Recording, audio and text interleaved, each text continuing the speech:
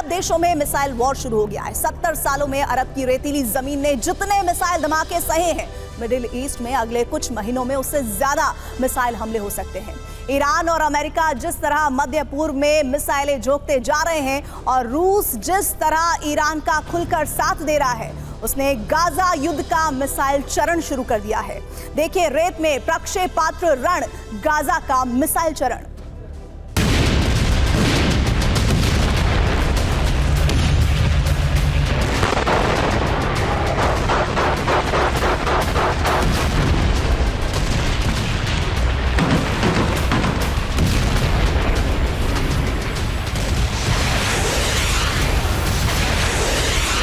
כוחות צה"ל בלב העיר עזה. הם הגיעו מצפון ומדרום.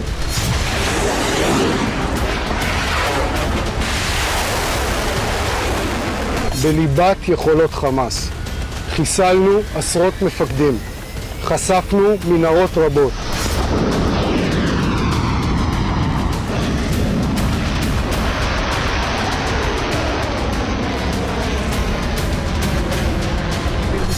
מאוד, יוביל ככל הנראה לרשת פינוק והתרחשית והשקיפות.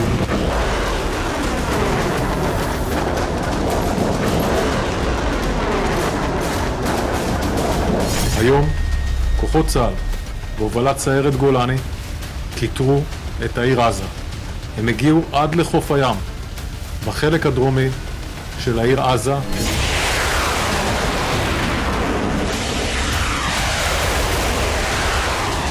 תהיה הפסקת אש בלי החזרת חטופינו, שיוציאו את זה בכלל מהלקסיקון. אנחנו אומרים את זה גם לאויבינו.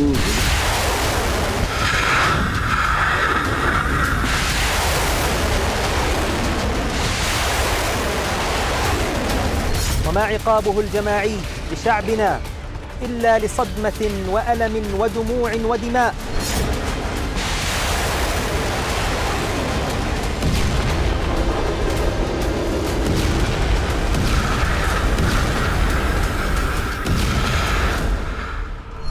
इकतीस अक्टूबर 2023 समंदर से 100 किलोमीटर ऊपर एक बड़ा धमाका हुआ।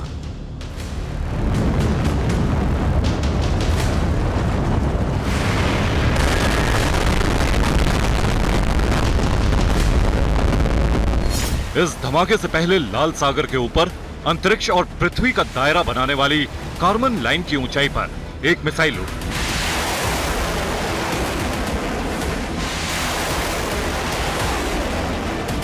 कार्बन लाइन यानी जमीन से 62 मील ऊपर, 62 मील यानी पृथ्वी से 100 किलोमीटर ऊपर।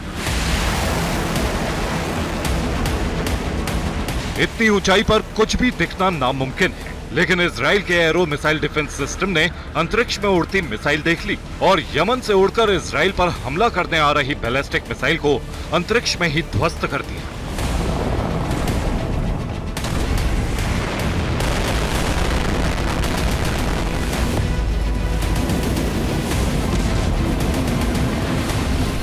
इकतीस अक्टूबर को यमन से इजराइल तक आने वाली बैलिस्टिक मिसाइल ने कई रिकॉर्ड बना दिए। पहली बार युद्ध में इजराइल का arrow missile defence system activate हो गया।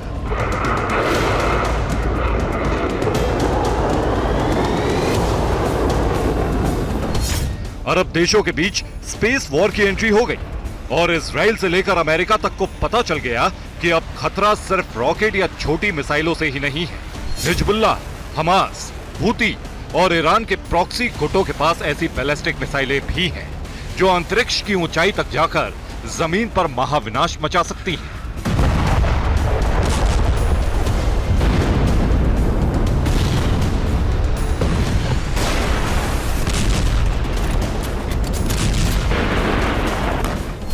गाजा का विस्तार, अरब में मिसाइल प्रसार।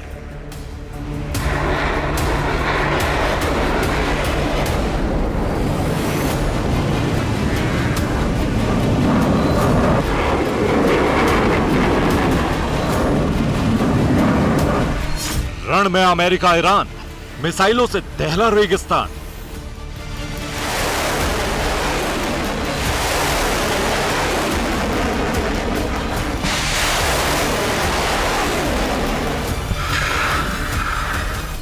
ब्लू जोन में गाजा ब्लास्ट, अरब में अमेरिकी टॉम हॉक।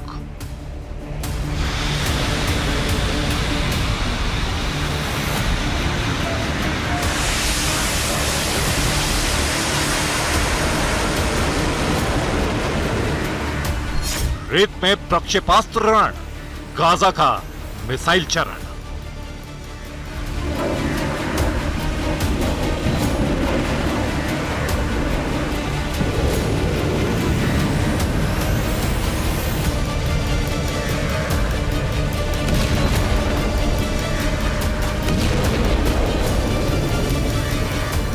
यमन से हूती विद्रोही इजराइल पर बैलिस्टिक मिसाइल दाग रहे हैं।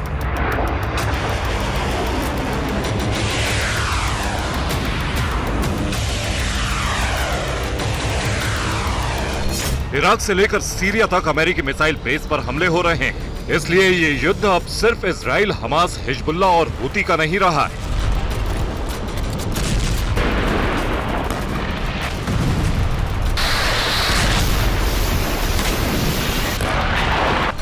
गाजा की जंग अब अरब देशों की जंग बन गई।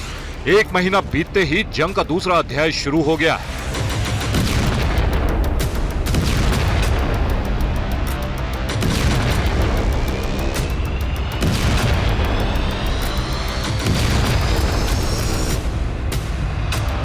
इस अध्याय में रॉकेट या ड्रोन की जगह मिसाइलों ने ले ली है। मिसाइलें भी पुरानी और परंपरागत नहीं, बल्कि वो मिसाइलें जिनके बारूदी धमाके से दुनिया का पहली बार इसी जंग में साक्षात्कार हो रहा है।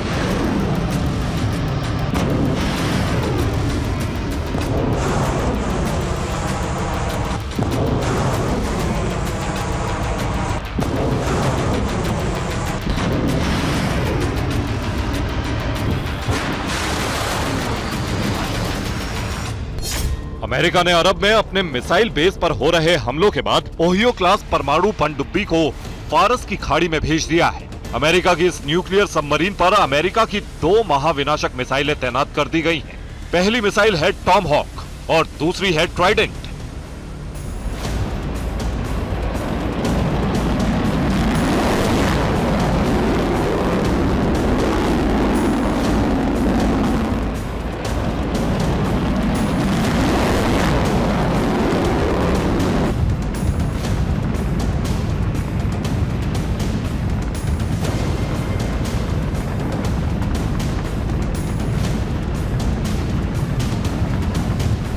टॉम हॉक और ट्राइडेंट मिसाइलों में फिट न्यूक्लियर वॉरहेड से लैस अमेरिका की ये परमाणु पनडुब्बी सिर्फ ईरान को ही नहीं, बल्कि एक झटके में पूरे के पूरे मिडिल ईस्ट को खाक कर सकती है।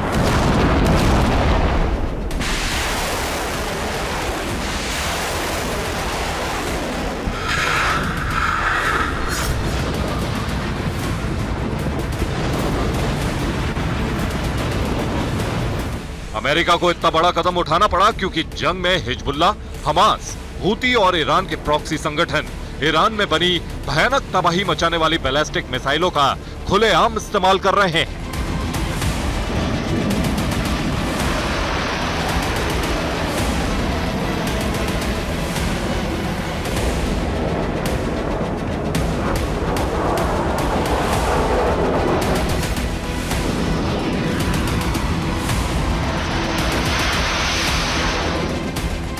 हिजबुल्लाह की Al Nuri antiship missile,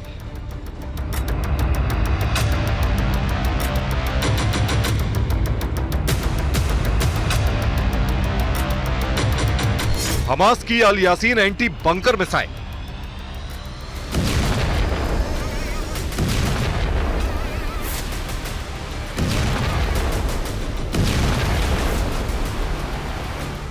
Iraq की फतह 110 बैलिस्टिक मिसाइल,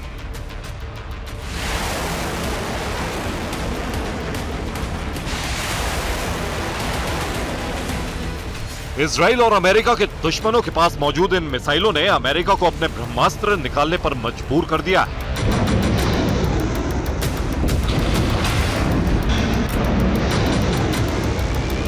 इजराइल के आयरन डोम और एरो मिसाइल डिफेंस सिस्टम से अब तक बड़े मिसाइल हमलों को हवा में ही रोक दिया गया है। लेकिन अमेरिका की टॉम हॉक मिसाइलों को रोकना हमास और हिजबुल्लाह के लिए मुमकिन नहीं होगा।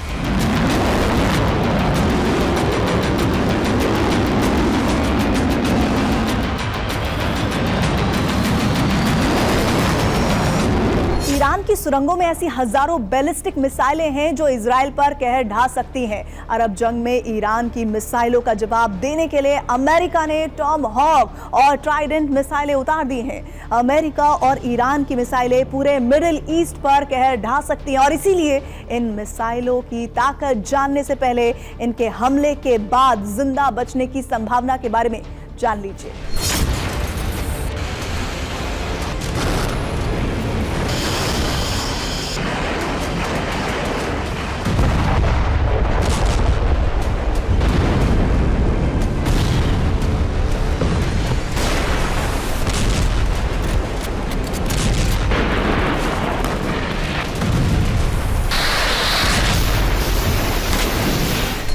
अमेरिका की टॉम हॉक मिसाइल के कहर से बचने का कवच पूरे अरब देशों में सिर्फ ईरान के पास है। रूस ने ईरान को अमेरिका की टॉम हॉक मिसाइलों को इंटरसेप्ट करने की क्षमता वाला अत्याधुनिक एयर डिफेंस सिस्टम दिया है।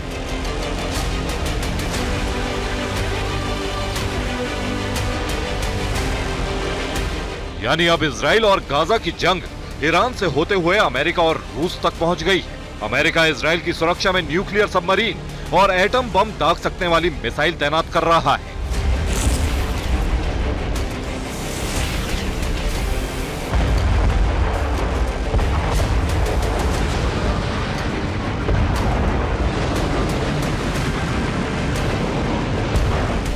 तो रूस ईरान को वो अत्याधुनिक कवच दे रहा है जो टॉम हॉक जैसी खतरनाक मिसाइल के हमले को भी नाकाम कर दे।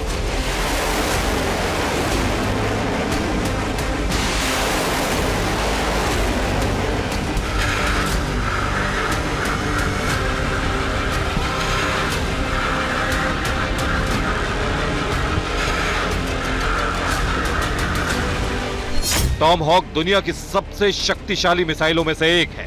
टॉम हॉक मध्यम से लंबी दूरी तक हमला कर सकने वाली सबसोनिक क्रूज मिसाइल है। इसके अलग अलग वेरिएंट की रेंज 460 किलोमीटर से 2500 किलोमीटर तक है। टॉम हॉक मिसाइल का इस्तेमाल अमेरिकी नौसेना और ब्रिटिश रॉयल नेवी अपने युद्धपोतों और सबमरीन के जरिए जमीनी लक्ष्यों पर हमला करने के लिए किया जाता है। क्रूज मिसाइल होने के कारण ये समुद्र की सतह से काफी नजदीक उड़ान भरती है। इस कारण दुश्मन के रडार टॉम हॉक मिसाइल को जल्दी से डिटेक्ट नहीं कर पाते। टॉम हॉक मिसाइल को एडवांस नेविगेशन सिस्टम के जरिए गाइड किया जाता है। इस मिसाइल की लंबाई 18 फीट होती है और टॉम हॉक मिसाइल की स्पीड 1400 किलोमीटर प्रति घंटा है।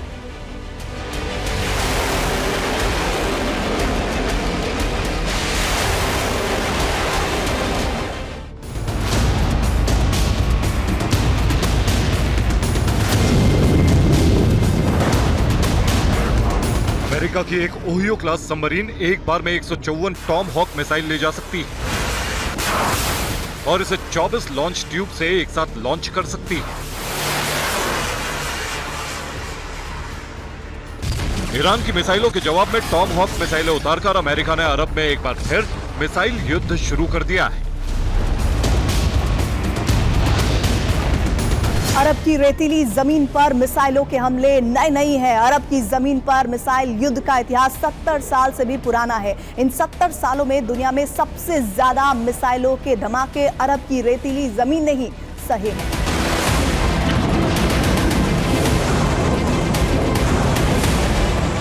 पिछले 70 सालों में सबसे ज्यादा मिसाइल का इस्तेमाल इसी अरब क्षेत्र में हुआ है।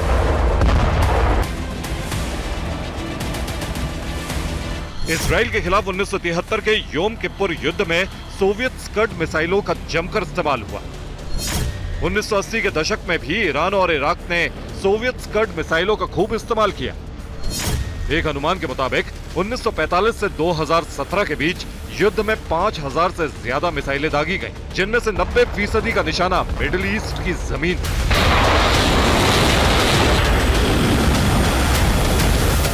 अरब के तेल के कुओं से आग और काले बादलों का गुब्बार रह रहकर उठता है। मध्य पूर्व की जमीन बार बार मिसाइल धमाकों से दहल जाती है और अब बिल्कुल ऐसा फिर से होने की आशंका है।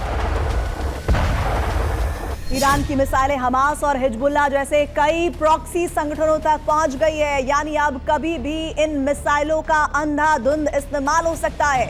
अमेरिका को टक्कर देने के लिए ईरान ने कैसे अपनी मिसाइल पावर बढ़ाई है, अब ये देखिए।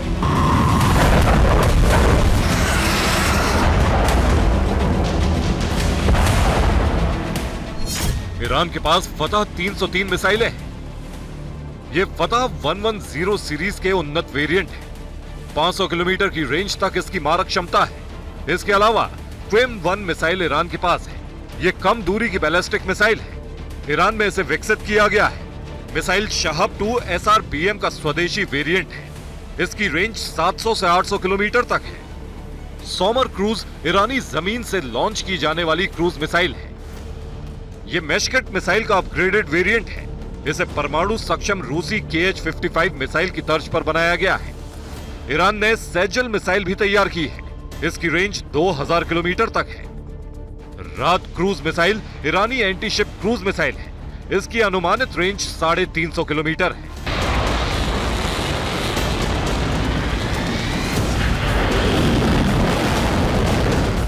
अपनी मिसाइल शक्ति के साथ अमेरिका खुलकर इजराइल के साथ खड़ा है। ईरान, हिजबुल्लाह, हमास और रूस ईरान के साथ है। यानी इस बार अगर अरब में मिसाइल वॉर छिड़ी, जंग अमेरिका और ईरान के बजाय रूस वर्सेस अमेरिका हो जाएगी। Bureau report, TV9 Bharatvarsh.